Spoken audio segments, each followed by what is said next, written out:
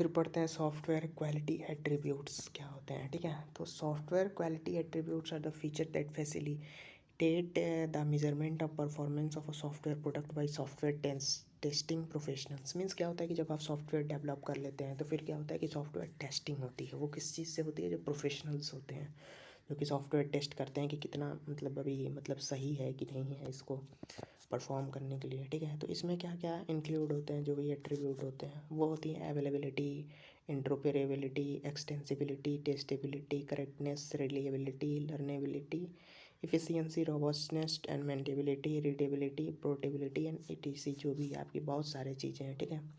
तो आप अगर आपको ये बस याद हो जा रहा है तो आप इसको लिख के 2-3 लाइन तो अपने आप से बना सकते हैं अगर इस वर्ड का मीनिंग अगर आप जानते हैं, ठीक है।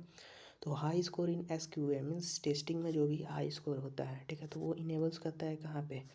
तो क्लाइंट को देने के लिए, ठीक है। जो भी अगर मान लीजिए आपका हाई स्कोर होगा टेस्टिंग में तो फिर आप सही हैं, तो वो आप क्लाइंट को दे सकते हैं। फिर आता है अवेलेबिलिटी के बारे में पढ़ते हैं। तो whether an application will execute the task it is assign to perform, ठीक है।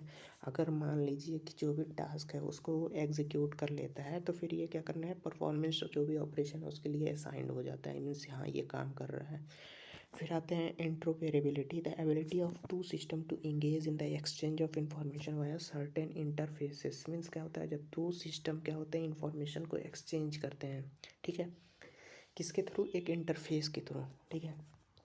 परफॉर्मेंस देखिए, परफॉर्मेंस में SDE must check whether the system response to various events within demand time limits, ठीक है।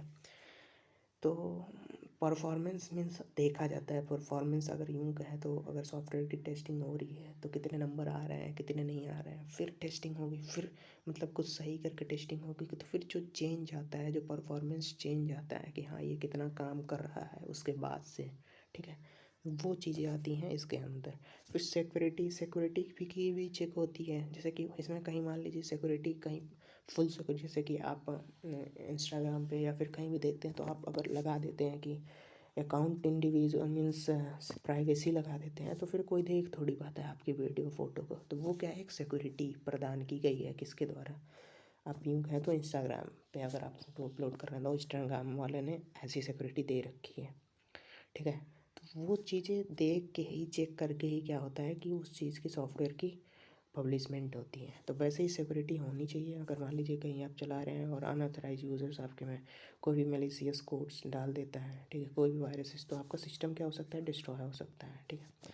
तो उस चीज़ के लिए सबसे पहले सिक्योरिटी की जांच होती है। फिर आते हैं यूजेबिलिटी की every software driven system is design for ease of use of accomplish certain task. Means कोई एक सर्टेन टास्क होगा, या तो फिर अगर मान लीजिए आपके पास 991 MS का कैलकुलेटर है तो उसमें क्या होता है कि बहुत सारी चीज़ें हो जाती हैं, मैट्रिक्स मल्टीप्लिकेशन हो जाता है, फिर और भी तमाम चीज़ें हो जाती हैं। तो उसमें क्या है, एक टास्क है कि भाई आपको बस सिर्फ कैलकुलेशन ही करना है, तो इसलिए वो कैलकुलेटर है। तो वो भी क्या है, उसमें भी एक कुछ सॉफ्टवेयर कोडिंग हुई होगी तब जाके वो काम करता है। तो सेम हर जगह पे आप एक सर्टेन टास्क की वजह से किसी सॉफ्टवेयर को यूज़ कर रहे होते हैं तो वो उसकी यूज़ होती है। तो ये आपका था सॉफ्टवेयर क्वालिटी एट्रीब्यूट।